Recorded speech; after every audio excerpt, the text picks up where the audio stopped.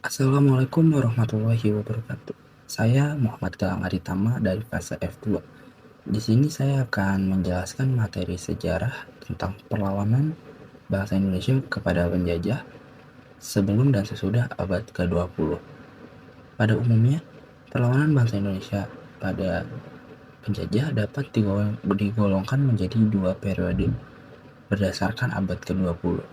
Periode yang pertama yaitu periode sebelum abad ke-20, di mana pada periode ini perlawanannya itu masih berbentuk perlawanan senjata atau perlawanan fisik, dan sifat perlawanannya masih bersifat kedaerahan atau lokal, dan berjuang untuk melawan monopoli dagang dan ikut campur politik bangsa Belanda seperti VOC dan kepemerintahan kolonial Hindia Belanda.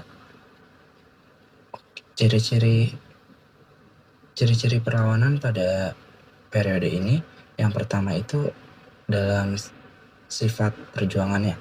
Sifat perjuangannya itu dalam periode ini itu masih bersifat lokal atau kedaerahan, atau hanya terjadi pada wilayah tertentu saja. Selanjutnya itu dalam hal kepemimpinan. Orang yang memimpin pada perjuangan ini itu biasanya orang-orang memiliki karisma atau orang-orang yang disegani pada masyarakat sekitar seperti bangsawan, raja, ataupun tokoh-tokoh ulama. Selanjutnya dalam hal organisasi, pastinya masih belum terorganisir secara modern. Selanjutnya itu dalam hal persenjataan masih menggunakan senjata-senjata daerah seperti keris, bambu runcing, ataupun pedang, yang pastinya kalah dalam segi senjata modern. Selanjutnya itu dalam hal tujuan di sini itu masih bertujuan hanya untuk mengusir penjajah dari wilayah kekuasaan mereka, dan masih belum untuk memperjuangkan kemerdekaan nasional. Selanjutnya itu dalam hal kelemahan, pastinya masih gampang untuk terpecah belah oleh politik divide et impera. Selanjutnya ada periode perlawanan bangsa Indonesia setelah abad ke-20. Periode ini dimulai sekitar tahun 1908 atau biasa disebut kebangkitan nasional. Faktor-faktor pendorong perubahannya yang pertama ada gagalnya perlawanan fisik. Masyarakat mulai sadar perlawanan fisik dan perlawanan kedaerahan tidak membuahkan hasil karena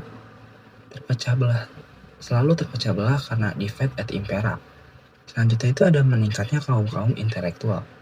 Lahirnya golongan-golongan terpelajar yang berpikiran pentingnya berorganisasi. Selanjutnya itu ada masuknya ide-ide baru seperti nasionalisme dan hak asasi manusia. Selanjutnya ada ciri-ciri umumnya. Yang pertama itu dalam sifat kepemimpinan.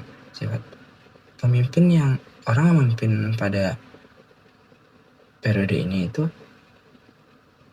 yaitu orang-orang yang memiliki intelektual tinggi atau kaum-kaum terpelajar. Selanjutnya dalam hal perjuangannya itu sudah bersifat nasionalisme. Selanjutnya dalam hal organisasi, yang pasti sudah terorganisasi dan terstruktur dengan baik seperti organisasi pemuda dan organisasi lainnya. Selanjutnya dalam hal strategi, berubah dari yang tadinya bersenjata menjadi strategi politik atau kerjasama. Selanjutnya dalam hal tujuan, yang pasti tujuannya yaitu satu, untuk mencapai kemerdekaan Indonesia yang berdaulat. Terima kasih. Assalamualaikum warahmatullahi wabarakatuh.